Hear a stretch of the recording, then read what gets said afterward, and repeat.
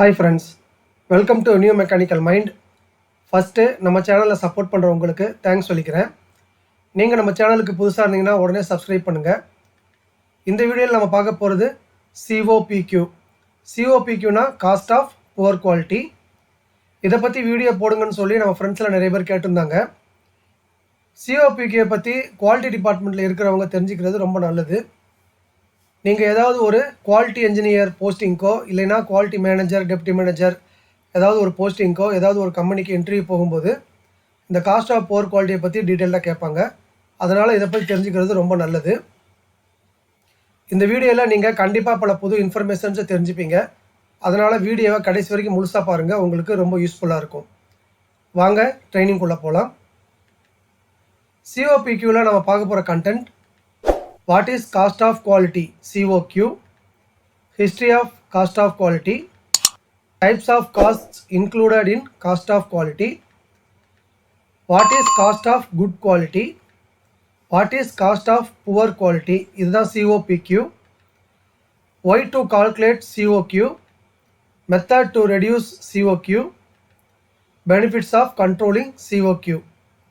இந்த எல்லா கண்டென்ட்டை பற்றியும் நாம் டீட்டெயில்டாக பார்க்க போகிறோம். First, what is cost of quality. Cost of poor குவாலிட்டியை பற்றி தெரிஞ்சுக்கிறதுக்கு முன்னாடி நாம் காஸ்ட் ஆஃப் குவாலிட்டியை பற்றி தெரிஞ்சுக்கணும். Cost of quality is a method for calculating the costs spend for ensuring that products meets quality standards as well as the cost of producing goods that fail to meet quality standards. Cost of குவாலிட்டிங்கிறது நாம் நம்மளோட product quality ஸ்டாண்டர்டை meet பண்ணுறதுக்காக செலவு பண்ணுற cost plus நம்மளோட product quality ஸ்டாண்டர்டை meet ஆகாமல் ரிஜெக்ஷன் இல்லை ஸ்க்ராப் ஆகும், அதுக்கு ஸ்பெண்ட் பண்ணுற காஸ்ட். இது ரெண்டும் சேர்ந்தது தான் cost of quality. The goal of calculating cost of quality is to know the impact of cost spent for quality of the product and profit. Cost of குவாலிட்டியை பற்றி ஏன் நாம் தெரிஞ்சுக்கணும் இல்லை ஸ்டடி பண்ணணும்னா, நாம் செலவு பண்ணுற காசு, அதாவது குவாலிட்டிக்காக நாம் செலவு பண்ணுற காசு நம்மளோட ப்ராடக்டோட காஸ்ட்டை எந்த அளவுக்கு பாதிக்குது, அதே மாதிரி நம்மளோட ப்ராஃபிட்டையும் எந்த அளவுக்கு பாதிக்குது, இதை பற்றியெல்லாம் நாம் தெரிஞ்சுக்கணும். அப்போ தான் நம்மளால் ப்ராஃபிட்டை அச்சீவ் பண்ண முடியும். இல்லைனா ப்ரொடக்ஷன் காஸ்ட் இன்க்ரீஸ் ஆகி ப்ராஃபிட்டில் லாஸ் வரும். நெக்ஸ்ட் நாம் பார்க்க போகிறது history of cost of quality. இந்த காஸ்ட் ஆஃப் குவாலிட்டி திங்கிங் எப்போ ஸ்டார்ட் ஆச்சு அப்படிங்கிறத பற்றி பார்க்க போகிறோம். It was Joseph Juran who first discuss the cost of quality in 1951 in the first edition of quality control handbook. Joseph Juran அப்படிங்கிற ஒரு 1951 அவர் எழுதின குவாலிட்டி கண்ட்ரோல் ஹேண்ட் புக் அப்படிங்கிற புக்கில் இந்த காஸ்ட் ஆஃப் குவாலிட்டியை பற்றி மென்ஷன் பண்ணியிருக்காரு. AV ஃபெய்கன்பாம் who developed the cost of quality concept in total quality control around 1956. Joseph ஜுரானுக்கு அப்புறம் ஃபேகன்பாம் அப்படிங்கிறவர் இந்த காஸ்ட் ஆஃப் குவாலிட்டியை டோட்டல் குவாலிட்டி கண்ட்ரோல் அப்படிங்கிற கான்செப்டில் 1956 டெவலப் பண்ணியிருக்காரு. அதுக்கப்புறம் 1980s இந்த COQ கான்செப்டை பற்றி எல்லாரும் பேச ஆரம்பித்து அது பாப்புலர் ஆச்சு. 1990s COQ கான்செப்டை 6 சிக்மாவில் இன்க்ளூட் பண்ணாங்க. 1998 COQ கான்செப்டை QS 9000 இன்க்ளூட் பண்ணாங்க. QS 9000க்கு அப்புறம் தான் TS வந்தது, TSக்கு அப்புறம் தான் IATF வந்தது. 2002 ISO TS இன்க்ளூட் பண்ணாங்க. அந்த ISO TS தான் முன்னாடி QS 9000 இருந்தது. இப்போ IATF 16949 கிளாஸ் 9.3.2.1.7 இந்த காஸ்ட் ஆஃப் புவர் குவாலிட்டியை பற்றி டெஸ்கிரைப் பண்ணியிருக்காங்க. இதுதான் history of cost of quality. சரி, இந்த காஸ்ட் ஆஃப் குவாலிட்டியில் என்னென்ன காஸ்ட்லாம் இருக்குங்கிறத பற்றி நமக்கு இப்போ கொஞ்சம் சந்தேகம் வரும். என்னென்ன காஸ்ட்லாம் இந்த காஸ்ட் ஆஃப் குவாலிட்டியில் இன்க்ளூட் ஆகிருக்குங்கிறத பற்றி நம்ம பார்க்க போகிறோம். காஸ்ட் ஆஃப் குவாலிட்டியில் cost of good quality and cost of poor குவாலிட்டின்னு ரெண்டு இருக்குது. காஸ்ட் ஆஃப் குட் குவாலிட்டியில் ப்ரிவென்ஷன் காஸ்ட், அப்ரைசல் காஸ்ட் இந்த ரெண்டு இருக்குது.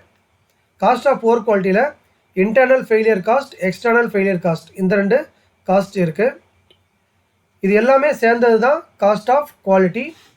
இப்போ உங்களுக்கு காஸ்ட் ஆஃப் குவாலிட்டினா என்ன, காஸ்ட் ஆஃப் புவர் குவாலிட்டினா என்ன, காஸ்ட் ஆஃப் குட் குவாலிட்டினா என்னங்கிறத பற்றி ஒரு ஐடியா கிடச்சிருக்கும். இந்த காஸ்ட் ஆஃப் குட் குவாலிட்டியை பற்றியும் காஸ்ட் ஆஃப் புவர் குவாலிட்டியை பற்றியும் நாம் டீட்டெயிலாக பார்க்க போகிறோம். First, what is cost of good quality? நம்மளோட ப்ராடக்ட் வந்து குவாலிட்டி ஸ்டாண்டர்டை மீட் பண்ணணுங்கிறதுக்காக கொஞ்சம் அமௌண்ட்டை செலவு பண்ணுவோம். அதுதான் cost of good quality. Cost of good quality is defined as the cost associated with providing good quality products or services.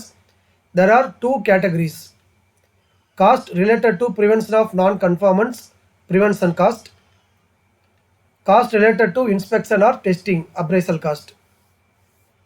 ஏற்கனவே சொன்ன மாதிரி நம்மளோட ப்ராடக்ட் வந்து குவாலிட்டி ஸ்டாண்டர்டை மீட் பண்ணணுங்கிறதுக்காக சில ப்ரிவென்ஷன் ஆக்டிவிட்டியெல்லாம் எடுப்போம். அதே மாதிரி சில டெஸ்டிங் அண்டு இன்ஸ்பெக்ஷன் ஆக்டிவிட்டியெல்லாம் ஃபாலோ பண்ணுவோம்.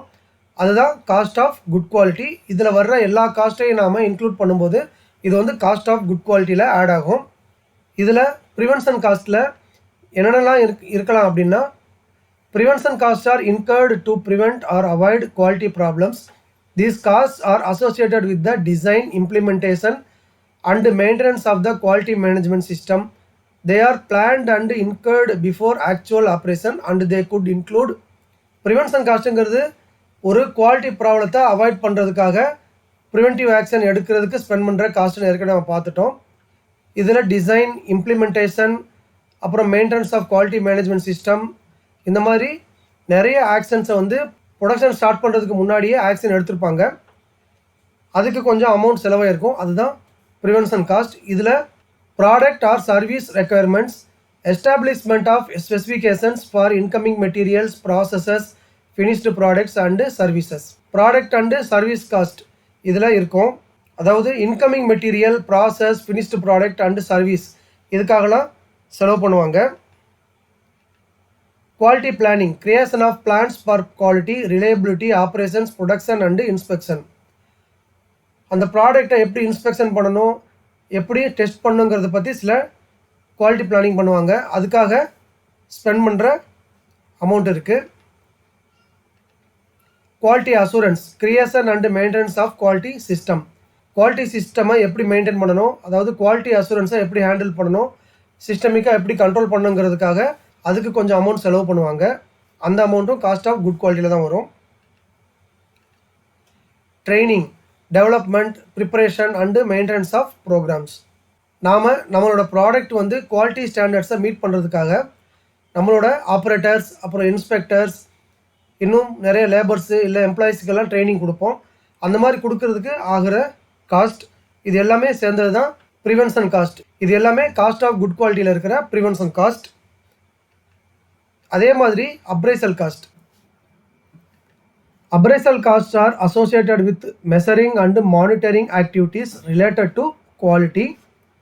These costs are associated with the suppliers and customers' evaluation of purchased materials, processes, products and services to ensure that they conform to specifications. They could include appraisal காஸ்ட்டுங்கிறது நம்மளோட ப்ராடக்டை measure பண்ணுறதுக்காகவும் monitor பண்ணுறதுக்காகவும் என்னென்ன ஆக்டிவிட்டியெல்லாம் பண்ணுறோமோ அதுக்கு spend பண்ணுற cost.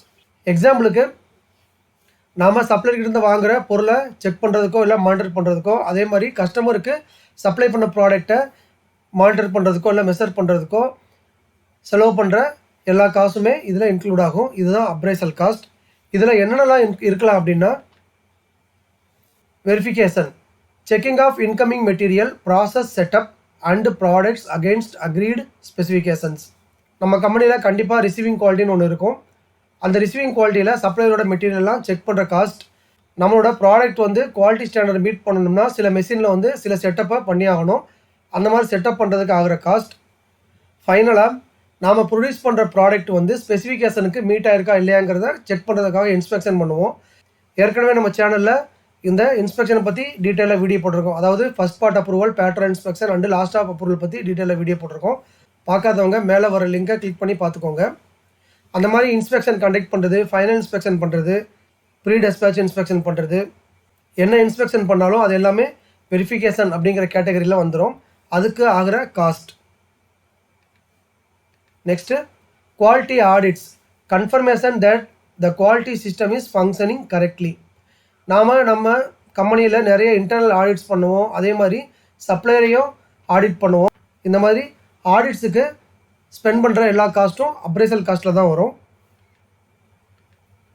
Supplier rating, assessment and approval of suppliers of products and services. பெரிய கம்பெனிகளில் அவங்களோட supplier எல்லாருக்கும் ரேட்டிங் கொடுப்பாங்க. அவங்களோட குவாலிட்டி பெர்ஃபார்மன்ஸ் அண்டு டெலிவரி பெர்ஃபார்மன்ஸை வச்சு ஒவ்வொரு சப்ளையருக்கும் ரேட்டிங் கொடுப்பாங்க. சப்போஸ் சப்ளையர் வந்து ரேட்டிங்கில் ரொம்ப ஒஸ்ட்டாக இருந்தாங்கன்னா அந்த சப்ளையரை வந்து எலிமினேட் பண்ணிடுவாங்க. அதே மாதிரி புது சப்ளையரை போய் ஆடிட் பண்ணி அவங்கள டெவலப் பண்ணுறதுக்கு அவங்கக்கிட்ட பார்ட்டை வந்து ப்ரொடியூஸ் பண்ணுறதுக்கு நிறைய ஆடிட்ஸ் போவாங்க. அந்த மாதிரி போகிற ஆடிட்ஸ் இந்த மாதிரி பண்ணுற ஆக்டிவிட்டிக்கெல்லாம் நிறைய காஸ்ட் ஸ்பெண்ட் பண்ணுவாங்க. அந்த காஸ்ட்டை வந்து அப்ரைசல் காஸ்ட்டில் தான் இன்க்ளூட் ஆகும். இது எல்லாமே காஸ்ட் ஆஃப் குட் குவாலிட்டியில் இருக்கிற காஸ்ட்ஸ். இப்போ உங்களுக்கு காஸ்ட் ஆஃப் குட் குவாலிட்டினா என்ன, அதில் என்னென்ன காஸ்ட்லாம் இன்க்ளூட் ஆகலாங்கிறத பற்றி டீட்டெயிலாக தெரிஞ்சிருக்கும். நெக்ஸ்ட்டு பார்க்க போகிறது what is cost of poor quality. Cost of poor குவாலிட்டினா என்ன? Cost of poor quality COPQ is defined as the cost associated with providing poor quality products or services. They are 2 categories. நம்மளோட ப்ராடக்டில் quality இல்லாமல் இருந்தாலோ இல்லை நாம் பண்ண சர்வீஸில் ஏதாவது டிஃபெக்ட் இல்லை ப்ராப்ளம் இருந்தாலோ அதனால் ஏற்படக்கூடிய செலவு தான் காஸ்ட் ஆஃப் புவர் குவாலிட்டி. இதில் 2 கேட்டகரி இருக்குது. ஒன்று வந்து cost related to internal rejections or wastages, internal failure cost. நாம் ப்ரொடியூஸ் பண்ணும்போது நம்ம கம்பெனிலேயே நிறைய ரிஜெக்ஷன்ஸ் வரும், வேஸ்டேஜஸ் வரும். அந்த மாதிரி வர்றது எல்லாமே internal failure cost. Second cost related to external rejection or debits and claims, external failure cost. ஒரு ப்ராடக்டை கஸ்டமருக்கு சேல் பண்ணதுக்கப்புறம் அவர் வந்து ரிட்டர்ன் பண்ணாலோ இல்லை டெபிட் பண்ணாலோ இல்லை கிளைம் பண்ணாலோ அது வந்து எக்ஸ்டர்னல் ஃபெயிலியர் காஸ்ட். இந்த internal failure cost and external failure cost இது ரெண்டுமே காஸ்ட் ஆஃப் புவர் குவாலிட்டியில் இன்க்ளூட் ஆகும். இந்த இன்டர்னல் ஃபெயிலியர் காஸ்ட்டை பற்றி இன்னும் கொஞ்சம் டீட்டெயிலாக பார்க்கலாம். Internal failure cost. Internal failure costs are incurred to remedy defects discovered before the product or service is delivered to the customer. These costs occurred when the results of work fail to reach design quality standards and are deducted before they are transferred to the customer. They could include internal failure காஸ்ட்டுங்கிறது நம்மளோட ப்ராடக்ட்டோ இல்லை சர்வீஸோ கஸ்டமருக்கு delivery பண்ணுறதுக்கு முன்னாடி அதில் ஏதாவது ஒரு parameter வந்து quality ஸ்டாண்டர்டுக்கு meet ஆகாமல் போயிருக்கும். அதனால் அந்த பார்ட்டை நாம் ரிஜெக்ட் பண்ணுவோம் இல்லை ஸ்க்ராப் பண்ணுவோம். இதனால் வரக்கூடிய காஸ்ட்டு தான் இன்டர்னல் ஃபெயிலியர் காஸ்ட்.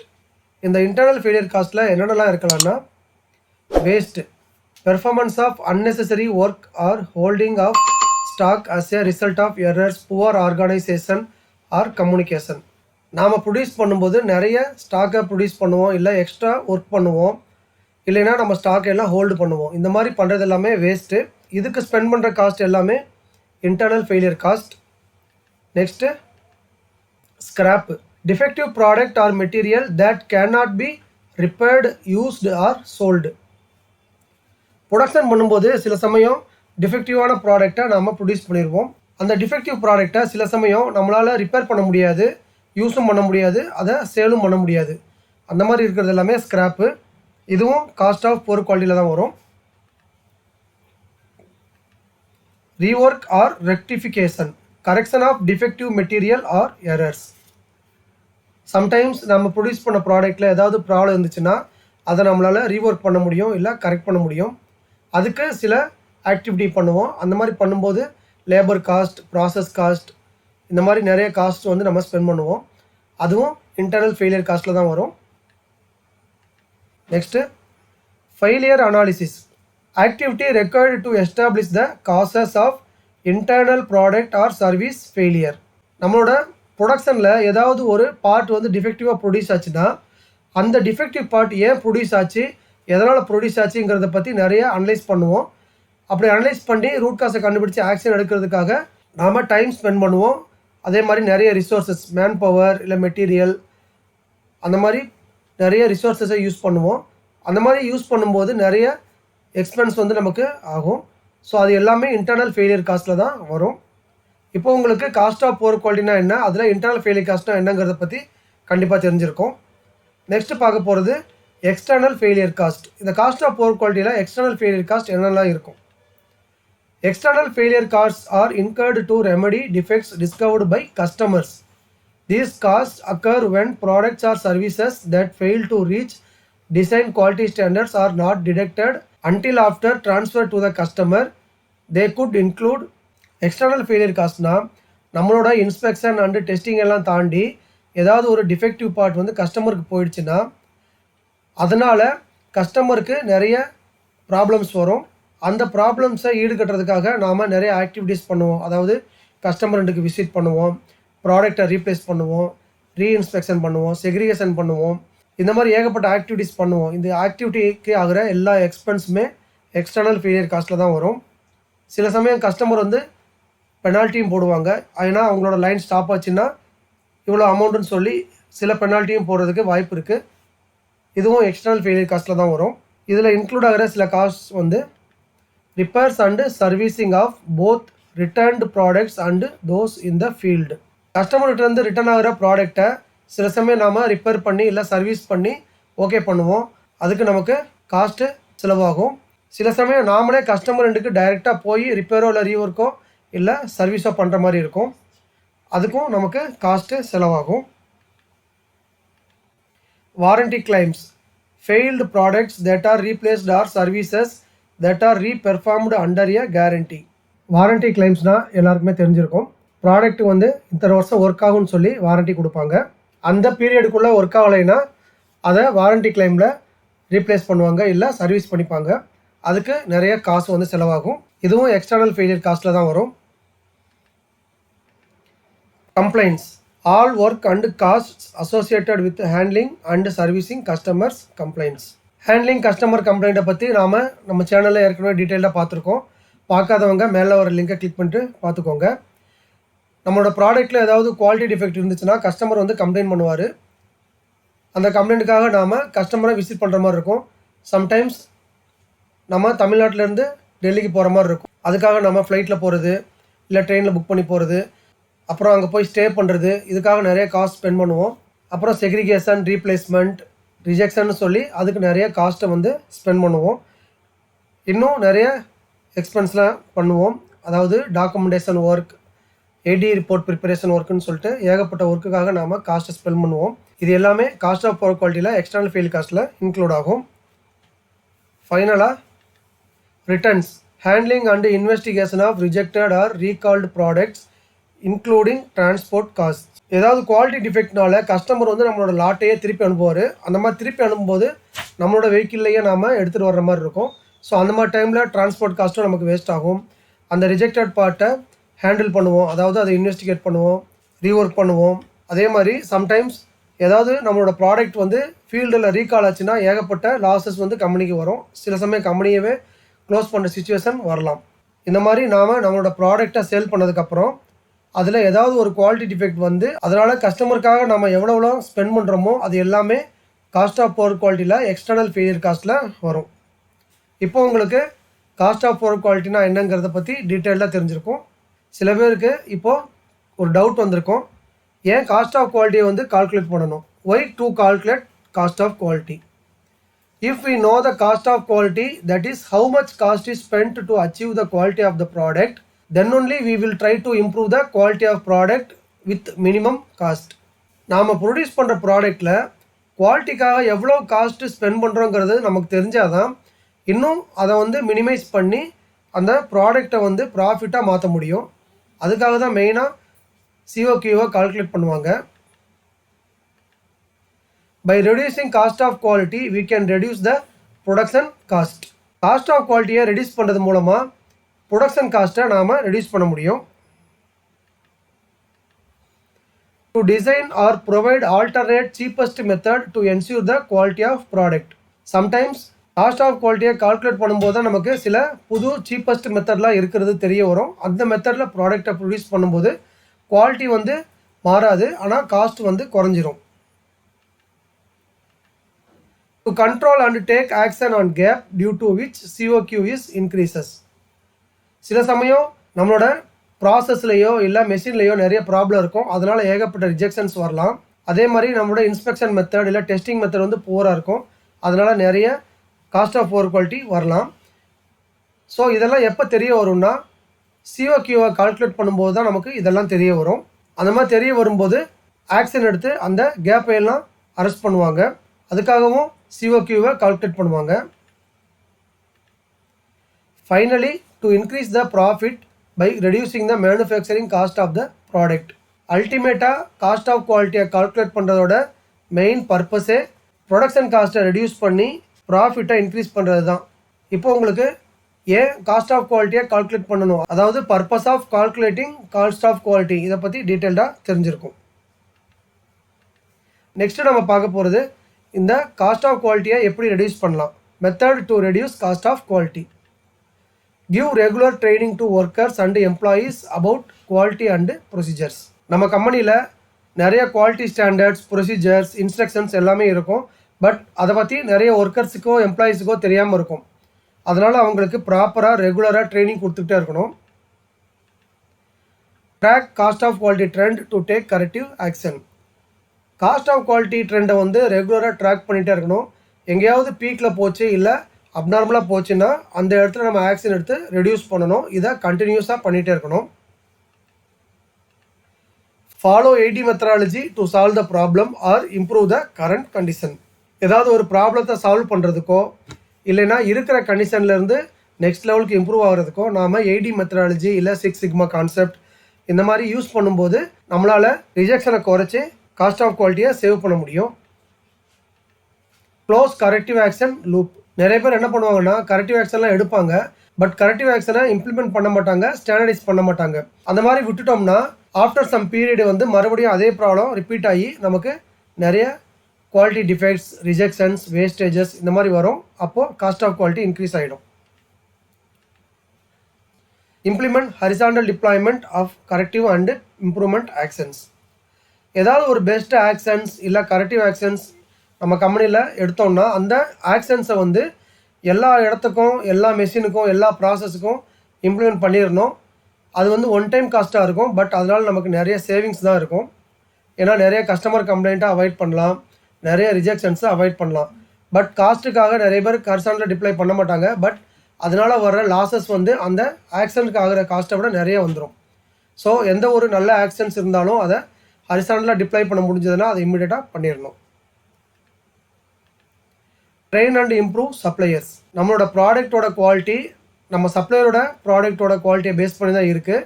சில கம்பெனிகளில் சப்ளையரோட ப்ராப்ளத்தினால நிறைய கஸ்டமர் கம்ப்ளைண்ட்ஸ் வரும், லாஸஸ் வரும். ஸோ நம்ம சப்ளையருக்கு வந்து ரெகுலராக ட்ரைனிங் கொடுத்து அவங்கள இம்ப்ரூவ் பண்ணிகிட்டே இருக்கணும். Practice employees suggestion scheme. நிறைய கம்பெனிகளில் எம்ப்ளாயீஸ் சஜஷன் ஸ்கீம் இருக்குது. அதாவது ஒரு நல்ல சஜஷன் போடுறவங்களுக்கு அவார்ட்ஸ், ரிவார்ட்ஸ் அந்த மாதிரி கொடுப்பாங்க. இதை கண்டிப்பாக ஃபாலோ பண்ணியே ஆகணும். ஏன்னா கம்பெனியில் ஒரு மினிமம் 50 பேர் இருந்தால் கூட ஒருத்தர் ஒரு சஜஷன் கொடுத்தாலும் 50 சஜஷன் வரும். ஒரு மாதத்துக்கு மினிமம் 50 சஜஷன் இல்லை 100 சஜஷன் வரும்போது அதில் இருக்கிற நல்ல சஜஷன்ஸை இம்ப்ளிமெண்ட் பண்ணும்போது நிறைய சேவிங்ஸ் வரும், ப்ராஃபிட் வரும் கம்பெனிக்கு. அதனால் அந்த சிஸ்டமை இம்ப்ளிமெண்ட் பண்ணணும். Two கேசன்ஸ் continuously. கேசனை பற்றி ஏற்கனவே நம்ம சேனலில் டீட்டெயில்டாக பார்த்துருக்கோம். பார்க்காதவங்க மேலே வர லிங்கை கிளிக் பண்ணி பார்த்துக்கோங்க. கேசன்னா ஸ்மால் இம்ப்ரூவ்மெண்ட் தான். இப்போ எக்ஸாம்பிள் சொல்லணுன்னா இதில் வந்து புக்ஸ் வந்து அடுக்கி இருக்குது. இதில் ஏதாவது ஒரு புக்ஸை எடுத்துட்டாங்கன்னா மறுபடியும் எந்த இடத்துல வைக்கணுங்கிறது தெரியாமல் போயிடும். சப்போஸ் அதில் ரிப்பன்ஸ் இந்த மாதிரி ஒட்டியிருந்தாங்கன்னா எந்த புக்ஸை எந்த இடத்துல எடுத்தாங்களோ அதை கரெக்டாக நம்மளால் இம்மிடியட்டாக வைக்க முடியும். நெக்ஸ்ட்டு பார்த்திங்கன்னா இதில் ஏசி ஓடிட்டுருக்கா இல்லை ஓடலையாங்கிறத பற்றி நமக்கு பார்த்த உடனே தெரியாது. அதுவே அந்த ஏசியில் ரிப்பன் வந்து கட்டியிருந்ததுன்னா அந்த ரிப்பன் வந்து வைப்ரேட் ஆகிறத வச்சு நம்மளால் ஏசி ஓடுதா இல்லையாங்கிறத கன்ஃபார்ம் பண்ண முடியும். இந்த மாதிரி ஸ்மால் இம்ப்ரூவ்மெண்ட் பண்ணுறது தான் கேசன்ஸ். ஸோ இந்த கேசன்ஸ் வந்து நிறைய பண்ணணும். Conduct VAVE review meetings. VAVEனா value adding and value engineering. அதாவது நம்மளோட ப்ராடக்டில் ஏதாவது ஒரு இம்ப்ரூவ்மெண்ட் பண்ணி அதோட குவாலிட்டியை இம்ப்ரூவ் பண்ணுறது இல்லை அதோட காஸ்ட்டை இன்க்ரீஸ் பண்ணுறது, இதுதான் VAVEன்னு சொல்லுவாங்க. இந்த VAVE மீட்டிங்கை ரெகுலராக கண்டக்ட் பண்ணி டாப் லெவலில் நிறைய இம்ப்ரூவ்மெண்ட்ஸ் பண்ணணும். அப்போ தான் நிறைய சேவிங்ஸும் வரும், காஸ்ட் ஆஃப் குவாலிட்டியும் ரெடியூஸ் ஆகும். To know about latest technologies and methods used in industries. இண்டஸ்ட்ரீஸில் என்னென்ன டெக்னாலஜிஸ் அண்டு மெத்தட்ஸ் எல்லாம் யூஸ் பண்ணுறாங்கிறத பற்றி ரெகுலராக அப்டேட் ஆகிட்டே இருக்கணும். அந்த மாதிரி அப்டேட் ஆகும்போது நம்மளோட ப்ரொடக்ஷன் லைன்லையும் அந்த டெக்னாலஜிஸ்லாம் இன்ட்ரடியூஸ் பண்ணி நம்மளால் நிறைய சேவிங்ஸ் பண்ண முடியும். இந்த ஆக்டிவிட்டி எல்லாத்தையும் பண்ணாலே நமக்கு காஸ்ட் ஆஃப் குவாலிட்டி ரெடியூஸ் ஆகி ப்ரொடக்ஷன் காஸ்ட் ரெடியூஸ் ஆகிடும். அது மூலமாக நமக்கு ப்ராஃபிட் கண்டிப்பாக கிடைக்கும். அடுத்து நம்ம பார்க்க போகிறது benefits of controlling cost of quality. Cost of குவாலிட்டியை கண்ட்ரோல் பண்ணுறதுனால என்னென்ன பெனிஃபிட்ஸ்லாம் நமக்கு கிடைக்குது. இது வந்து எதெல்லாம் டிக்ரீஸ் பண்ணுதுன்னா defect, overall production cost, customer returns, customer complaints, customer claims and debits, business threat due to poor quality. இது எல்லாத்தையுமே ரெடியூஸ் பண்ணுது. எதெல்லாம் இன்க்ரீஸ் பண்ணுதுன்னா customer satisfaction, market share, competitive edge, capacity, sales, profit, இது எல்லாத்தையுமே இன்க்ரீஸ் பண்ணுது. இது எல்லாமே benefits of controlling cost of quality. இப்போ உங்களுக்கு காஸ்ட் ஆஃப் குவாலிட்டினா என்ன, காஸ்ட் ஆஃப் குட் குவாலிட்டினா என்ன, காஸ்ட் ஆஃப் புவர் குவாலிட்டினா என்னங்கிறத பற்றி டீட்டெயிலாக தெரிஞ்சிருக்கும். ஓகே ஃப்ரெண்ட்ஸ், இதோட cost of poor quality video முடியுது. இந்த வீடியோ உங்களுக்கு யூஸ்ஃபுல்லாக இருந்திருக்கும்னு நினைக்கிறேன். இந்த வீடியோ உங்களுக்கு பிடிச்சிருந்ததுன்னா லைக் பண்ணுங்கள், உங்கள் ஃப்ரெண்ட்ஸ் எல்லாருக்கும் ஷேர் பண்ணுங்கள். உங்கள் லைக்ஸ் தான் அடுத்த வீடியோ இமீடியட்டாக போகிறதுக்கு மோட்டிவேஷனாக இருக்கும். இது வரைக்கும் நம்ம சேனலை சப்ஸ்கிரைப் பண்ணாதவங்க உடனே சப்ஸ்கிரைப் பண்ணுங்கள். கூடவே பெல் ஐக்கான் பட்டனையும் ப்ரெஸ் பண்ணி வச்சுக்கோங்க. அப்போ தான் அடுத்த வீடியோவை அப்லோட் பண்ணும்போது உங்களுக்கு நோட்டிஃபிகேஷனில் உடனே வரும். உங்களுக்கு டவுட்ஸ் இல்லை கமெண்ட்ஸ் ஏதாவது இருந்ததுன்னா அதை கமெண்ட் செக்ஷனில் போடுங்க. மறுபடியும் அடுத்த வீடியோவில் மீட் பண்ணலாம். தேங்க்யூ.